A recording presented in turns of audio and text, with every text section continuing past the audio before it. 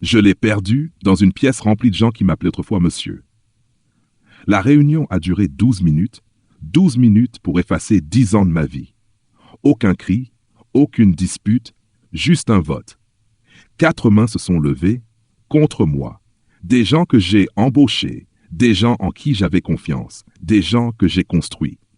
Et comme ça, je n'étais plus le PDG.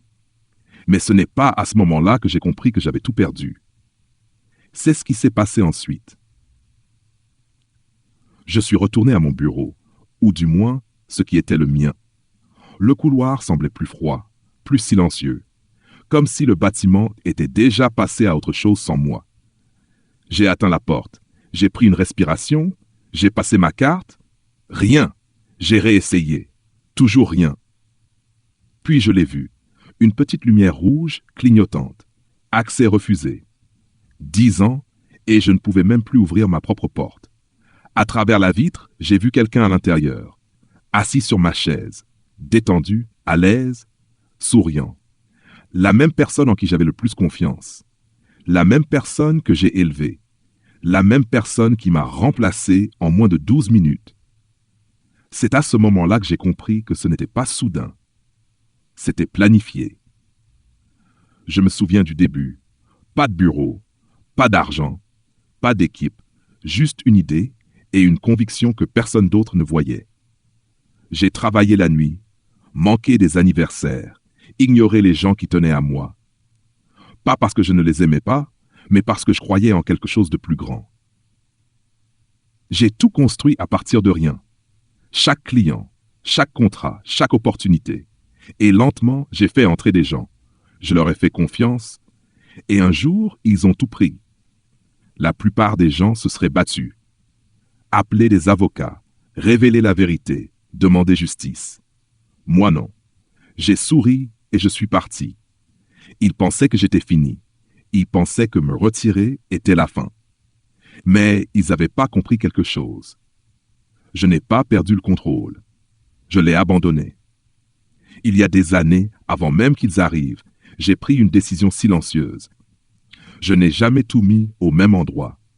Ni la propriété, ni le pouvoir, ni le contrôle. Parce que je savais que les gens ne changent pas soudainement. Ils se révèlent au bon moment. Les jours ont passé, puis les semaines.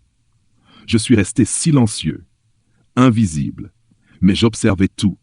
Chaque décision, chaque erreur, chaque fissure qui apparaissait. Et lentement, tout a commencé à s'effondrer. Les clients sont partis discrètement. Les investisseurs ont commencé à douter. La confiance a disparu. Et la panique a pris le dessus. La même pièce, les mêmes personnes, mais maintenant, tout était différent. Le doute avait remplacé la certitude. La confiance avait disparu. Et celui assis à ma place a commencé à ressentir le poids. C'est là que mon téléphone a sonné. Je savais déjà qui c'était. Je l'ai laissé sonner, 1 fois, 2 fois, 3 fois. Puis j'ai répondu. La voix de l'autre côté était différente.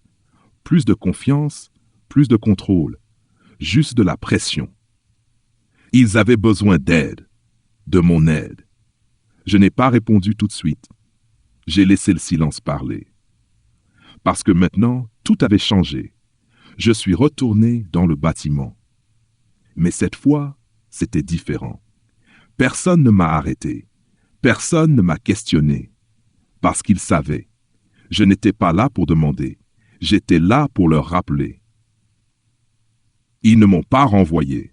Ils se sont retirés eux-mêmes. Parce que la vérité n'a jamais été dans cette pièce. Elle était dans ce qu'ils n'ont jamais compris. La propriété, le contrôle, le pouvoir ont toujours été à moi. Ils m'ont enfermé dehors, mais je possédais tout.